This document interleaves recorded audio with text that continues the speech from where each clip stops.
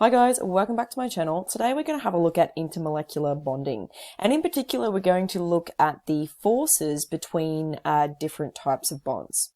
So there's three types of forces that we're going to learn about today. That is the dispersion forces, or the temporary forces that occur between all molecules. There's the dipole-dipole forces, which are similar to the ones found between polar molecules. And then there's a very special type of intermolecular force called hydrogen bonding.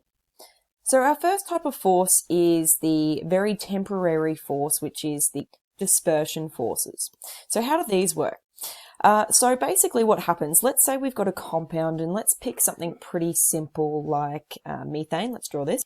Now within this compound there are electrons that are sort of buzzing about through each of these, and hydrogen and carbon, they're not too different in terms of their electronegativity, and it's a symmetrical molecule, so it's not polar whatsoever. So this electron will just sort of continue to sort of bounce around here. But what we might find is that for some reason, just very randomly, very temporary, and when I say temporary, I don't even mean as long as a second, I mean even less time than that, all of the electrons will just tend to sort of stop in one spot. And so for a very brief instant, we have this slight negative charge, which means we have a slight positive charge on the other end of the molecule. Now, these sorts of things happen all the time, right? But they are only very, very temporary.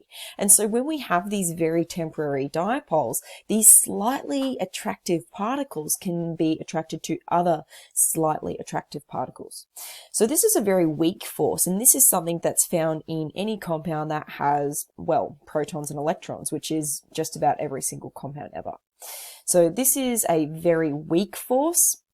But it can still be responsible for holding compounds together, especially large compounds. So if you think about like long fatty chains or long fatty acids, these compounds always tend to be liquids or solids at room temperature. So something like butter tends to be a solid at room temperature, and that's because of these dispersion forces, because these really big molecules are able to form a lot of these really temporary bonds. Really, really small compounds such as methane tend to be gases because they don't have any other forces, just these dispersion forces, and because they're quite small, they don't form as many. So that can have effects on the melting and the boiling point of different compounds. So the next type of interaction we have is the dipole-dipole interaction. So unlike the dispersion forces, this is an actual permanent dipole from polar molecules. So for example, here we've got hydrogen chloride. Now with hydrogen chloride, the chlorine is the more electronegative atom, so it tends to pull the electrons, creating a permanent negative pole and a permanent positive pole. So this is a dipole when we have these two partial charges here. And because these charges exist all the time because of this electronegative atom pulling the electrons towards it, this means that we can form a lot longer than temporary bonds between these compounds, because this negative charge of one end is attracted to the slightly positive charge of the other end. So a dipole-dipole interaction is also called a polar interaction because it happens between polar compounds. So the dispersion forces and the dipole-dipole interactions, together collectively, these are called the van der Waals forces. The last example here of some forces between compounds is the hydrogen bonds, and these ones are really, really cool. They have a lot of really interesting effects. Water itself is actually a really, really small molecule, and it's actually got a pretty similar mass to methane. But methane is a gas at room temperature, whereas water is a liquid at room temperature, even though they're very, very similar in size. So they would have the same amount of dispersion forces. And the reason for that is because of this hydrogen bonding. This hydrogen bonding also gives water its really important properties. So it's what gives it this high specific heat capacity. It's what causes water to be less dense as an ice cube than it is as a liquid, which is really, really rare, because generally solid compounds are more dense than their liquid counterpart. So how does this actually work? So with the hydrogen bond, it needs to occur with something that's polar, but also specifically with things that have unbonded pairs of electrons.